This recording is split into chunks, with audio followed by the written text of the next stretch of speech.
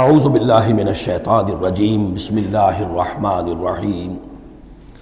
اب اس کے برعکس دیکھیے ترتیب، وَأَمَّا مَنْ بَخِلَ، اعطاء کے مقابلے میں بخل آ گیا، وَاسْتَغْنَىٰ، بے پرواہ ہے، اسے پرواہ ہی نہیں، دریا کو اپنی موج کی طغیانیوں سے کام، کشتی کسی کی پار ہو یا درمیان رہے، ہمیں سے کیا غرض ہے، وہ تو اپنی اس میں دھن میں لگے جا رہے ہیں، کسی کا دل مسل دیا، کسی کے جذبات کے اوپر جو ہے ٹھیس پہنچا دی، کسی کو کچھ کر دیا، کسی کا مال ہڑپ کر لیا، کسی کو اور کسی طرح سے اس کی عزت کے اوپر جو ہے کوئی حملہ کر دیا، چلے جا رہے ہیں۔ استغنا، انہیں یہ احساس ہی نہیں ہے کہ کوئی نیکی اور بری کا معاملہ بھی ہے اور مجھے سیدھے راستے پر چلنا ہے، برائی کے راستے پر نہیں۔ وَكَذَّبَ بِالْحُسْنَىٰ، اچھی بات پیش کی جائے جھٹلا دے، دل گواہی دے چکا ہے کہ بات اچھی ہے لیکن پھر جھٹلا دے، کسی تعصب کی وجہ سے، کسی ضد کی وجہ سے، تکبر کی وجہ سے، ہٹ دھرمی کی وجہ سے، فَسَنُيَسِّرُهُ لِلْعُسْرَىٰ، تو ایسے شخص کو ہم آہستہ آہستہ تدریجاً سب سے بڑی مشکل یعنی جہنم میں پہنچا دیں گے۔ تو یہ گویا کہ اب دو راستے، اِنَّ سَعْيَكُمْ لَشَتَّىٰ، تمہاری جد و جہد جو ہے زندگانی کی، ان کے یہ دو رخ ہے۔ اگر تو یہ ہے اما من اعطا واتقا وصدق بالحسنى، اگر یہ تینوں چیزیں بتمام و کمال موجود ہوں تو وہ شخص صدیق بنے گا، ابو بکر صدیق بنے گا رضی اللہ تعالی عنہ، ان کے نقش قدم پر چلنے والا ہوگا۔ اور اگر ان تینوں میں کوئی چیز کمی ہے تو کہیں بیچ میں لٹک جائے گا، اور تینوں ہی نہیں ہے تو معلوم ہوا کہ وہ بدترین خلائق ہوگا پھر، جس کا کہ سب سے بڑا کردار جو قرآن مجید میں آتا ہے وہ ابو لہب ہے۔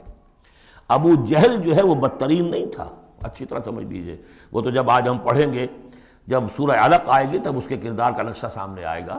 اس کی شخصیت بڑی اونچی شخصیت تھی بعض اعتبارات سے، میں سنا چکا ہوں، نے صاف مانا تھا کہ محمد جھوٹ نہیں کہہ رہے، جو کچھ کہہ رہے ہیں صحیح کہہ رہے ہیں، لیکن میں نہیں مان سکتا۔ اس کا مطلب ہے ہمیشہ کے لیے ہم بنو امیہ جو ان کے غلام ہو جائیں گے، بنو ہاشم کے، یہ میرے لیے قبول نہیں۔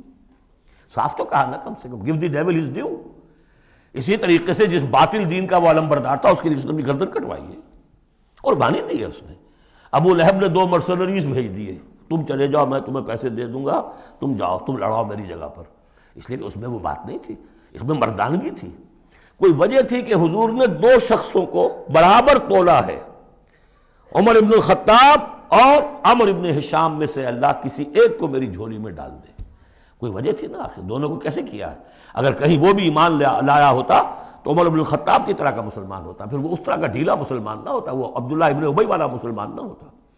تو یہ شخصیتوں کا معاملہ ہوتا ہے، تو جس میں تینوں اوصاف نہیں ہے وہ گیا بدترین خلائق، جس میں کچھ ہے وہ پھر کچھ دیر لگا کے آ جائے گا، کچھ وقت لگے گا اسے، لیکن یہ 3 اوصاف ہی ہیں تعمیر سیرت کے اس اعتبار سے کہ جو فیصلہ کن ہیں۔ فَأَمَّا مَنْ أَعْطَىٰ وَاتَّقَىٰ وَصَدَّقَ بِالْحُسْنَىٰ فَسَنُيَسِّرُهُ لِلْيُسْرَىٰ وَأَمَّا مَنْ بَخِلَ وَاسْتَغْنَىٰ وَكَذَّبَ بِالْحُسْنَىٰ، بالکل اپوزٹ چیزیں، فَسَنُيَسِّرُهُ لِلْعُسْرَىٰ وَمَا يُغْنِي عَنْهُ مَالُهُ إِذَا تَرَدَّىٰ، اور اس نے جو مال جمع کیا ہوگا اپنے لیے وہ قطعاً کام نہیں آئے گا جب اسے گرایا جائے گا، گڑھے میں جب گرے گا جہنم کے۔ إِنَّ عَلَيْنَا لَلْهُدَىٰ، دیکھو انسانوں ہمارے ذمے ہے صرف ہدایت پہنچا دینا، یہ اب اللہ تعالیٰ اپنے ذمے لے رہے ہیں، یہ ہمارے ذمے ہے کہ تمہیں راستہ دکھا دیں، سجھا دیں، یہ سجھا دینا ہمارے ذمے ہے۔ اس کے لیے ہم نے تمہیں جبلی ہدایت بھی دی ہے، اس کے لیے ہم نے تمہارے اندر اخلاقی حس بھی رکھ دی ہے، اس کے لیے ہم نے اپنی روح تم میں پھونکی ہے، اس میں ہماری معرفت اور محبت موجود ہے، اور پھر ان تمام چیزوں کی تکمیل کے لیے ہم نے نبی بھیج دیے، رسول بھیج دیا، کتابیں نازل کر دی، ہم نے اپنا ہدایت کا جو فرض تھا وہ ادا کر دیا۔ ان علینا للہدیٰ وَإِنَّ لَنَا لَلْآخِرَةَ وَالْأُولَىٰ، پھر ہمارے ہی لیے ہے اختیار آخرت کا بھی اور اولا کا بھی، دنیا کا بھی، پھر فیصلہ ہم کریں گے کہ کون اب اس قابل ہو گیا ہے کہ دنیا کو ان کے بوجھ سے پاک کر دیا جائے، زمین کو ان کے بوجھ سے آزاد کر دیا جائے، پوری قوموں کو ملیا بیٹ کر دیا جائے، فیصلہ کرتے ہیں۔ وہ پڑھ چکے پچھلی صورت میں، فَدَمْدَمَ عَلَيْهِمْ رَبُّهُمْ بِذَنبِهِمْ فَسَوَّاهَا، ایسے ہے کہ جیسے کسی باغ میں سے کوڑا کرکٹ جمع کیا جائے اور پھر اسے آگ دکھا دی جائے، اس لیے کہ اس باغ کے لیے بدنما داغ ہے۔ اب تو یہ کہ وہ انسان جو ہے کہ جو پھر اس حد تک ہدایت کے واضح ہو جانے کے بعد کہ نبی آ گیا، کتاب آ گئی اور اس نے ماڈل پیش کر دیا اپنی زندگی کے اندر، پھر بھی نہیں مانا، تو پھر یہ جو بھی فیصلہ ہے وہ ہم کرتے ہیں۔ فَأَنذَرْتُكُمْ نَارًا تَلَظَّىٰ، دیکھو میں نے تمہیں خبردار کر دیا اس آگ سے جو بھڑک رہی ہے اور وہ منتظر ہے۔ لا یصلاھا، ہم دیکھ چکے ہیں کئی جگہ آیا ہے کہ وہ تو دھاڑ رہی ہے بھوکے شیر کی طرح، اسے تو چاہیے اپنی خوراک. لا یصلاھا الا الاشقی، نہیں پڑے گا اس میں مگر وہی جو بہت ہی بدبخت ہے. کیوں؟ کم بدبخت تو اگر ہوتا معاملہ تو اور ہوتا، یہ محمد کے آنے کے بعد بھی صلی اللہ علیہ وسلم جس کی حقیقت نظر نہیں آئی تو اس سے بڑا بدبخت تو کوئی ہے ہی نہیں. اس لیے کہ اگر کچھ اندھیرا ہو کچھ روشنی ہو آدمی ٹھوکر کھا جائے. چلیے بھائی کچھ اندھیرا بھی تھا، جھٹپٹا تھا، پوری روشنی نہیں تھی، نصف النہار پر سورج چمک رہا ہو اور آپ ٹھوکر کھائیں تو پھر قصور کس کا ہے؟ تو آپ کا ہے. اس اعتبار سے اب بعثت محمدی کے بعد صلی اللہ علیہ وسلم جس شخص نے اپنے آپ کو محروم رکھا وہ اشقا ہے. لا یصلاھا الا الاشقی الذی کذب وتولی، جس نے جھٹلایا ہے اور منہ پھیر لیا ہے. وَسَيُجَنَّبُهَا الْأَتْقَى، اور ہم بچا دیں گے یا بچا دیا جائے گا اس سے جو بہت ہی متقی ہے.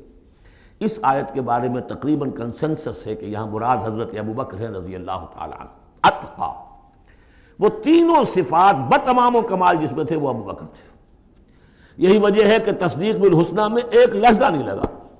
حضور فرماتے ہیں کہ میں نے جس کے سامنے بھی اپنی نبوت کی دعوت رکھی اس نے ضرور کچھ نہ کچھ توقف کیا، سوچا، سوائے ابوبکر کے کہ ایک لحظے کا توقف نہیں کیا. اور ان کی شخصیت میں وہی چیزیں موجود تھیں، غریبوں کے اوپر شفقت تھی، نیکی کی، اور بنیادی طور پر وہ موحد تھے، انہوں نے کبھی بت پرستی اختیار نہیں کی زندگی میں. تو وہ صلاحیت جو ہے تقویٰ بھی تھا، اعطاء بھی تھا، خرچ کرنے کی صلاحیت تھی.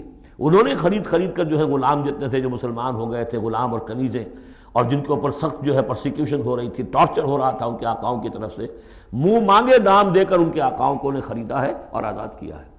فَأَمَّا مَنْ أَعْطَىٰ وَاتَّقَىٰ وَصَدَّقَ بِالْحُسْنَىٰ، یہ تینوں اوصاف بتمام و کمال ابو بکر میں، ابو بکر صدیق اور صدیق اکبر رضی اللہ تعالی عنہ. خواتین میں الصدیقۃ الکبریٰ حضرت خدیجہ الکبریٰ ہیں رضی اللہ تعالی عنہ. وَسَيُجَنَّبُهَا الْأَتْقَى الَّذِي يُؤْتِي مَالَهُ يَتَزَكَّىٰ، جو اپنا مال دیتا ہے اپنے نفس کو پاک کرنے کے لیے. وہ مال کیوں دے رہا ہے؟ کیوں خرچ کر رہا ہے؟ کیوں بلال کو اس نے خریدا ہے؟ باپ نے کہا ابو قحافہ نے، وہ تو ایمان نہیں لائے تھے اس وقت تک، وہ تو فتح مکہ کے بعد ایمان لائے، وہ کافر رہے پورے عرصے کے دوران، مشرک رہے. تو باپ نے یہ کہا کہ ابو بکر تمہیں اگر کوئی خریدنا ہی تھا غلام اور کسی کو آزاد کرنا تھا تو کوئی دیکھتے اچھا غلام دیکھتے، کوئی طاقتور سے دیکھتے جو تمہارے کام بھی کبھی آتا.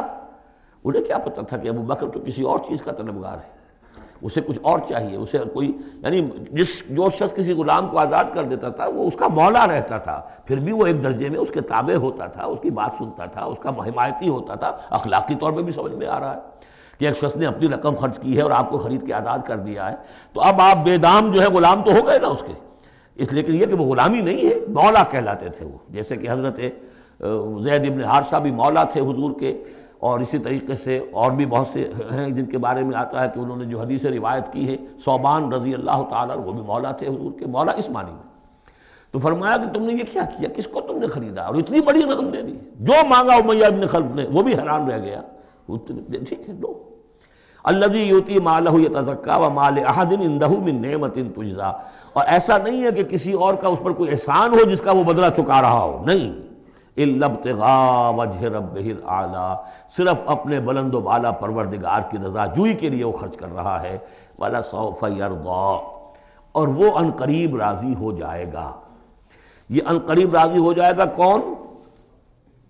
اللہ بھی راضی ہو جائے گا اور ابو بکر بھی راضی ہو جائیں گے. رضی اللہ عنہ ورضوا عنہ، جیسے ہم خطبے میں بھی کہتے ہیں رضی اللہ تعالی عنہ وارضاہم، اللہ تعالیٰ بھی راضی ہو جائے ان سے اور اللہ ان کو راضی بھی کر دے، ان کو بھی اتنا اجر و ثواب دے.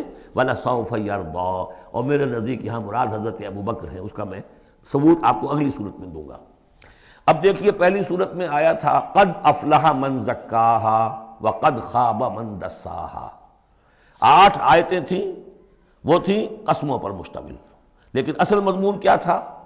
نفس انسانی میں نیکی اور بدی کا شعور ودیت کر دیا ہم نے. اب جس نے اس کو بنا لیا، سنوار لیا، وہ کامیاب، جس نے اس کو دبا دیا، مٹی میں دفن کر دیا، وہ ناکام. اگلی صورت میں آگے راستہ بتا دیا. سنوارنے کا راستہ کیا ہے؟ اعطاء، تقویٰ، تصدیق بالحسنہ. ان عادتوں کو کلٹیویٹ کرو اپنے اندر تو یہ راستہ جو ہے تمہارا جائے گا صدیقیت کی طرف اور اللہ تعالیٰ کی رضا کی طرف. اس کے برعکس اوصاف بخل، استغنا، پرواہ نہیں، کیا خیر کیا شر کوئی پرواہ نہیں.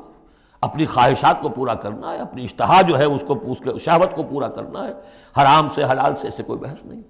اور یہ کہ بات سچی آئی، اچھی آئی اور دل نے گواہی دے دی پھر بھی اس کو رد کر دیا تو وہ دوسری منزل پہ نکل جاؤ گے۔ اب یہ جو پہلی منزل تھی اس کا نقطہ عروج کون ہے؟ ایک تو ابو بکر آ گئے اس میں، اور ان سے بلندتر رتبہ کس کا ہے؟ محمد الرسول اللہ صلی اللہ علیہ وسلم، معراج انسانیت۔ صدق اللہ العظیم۔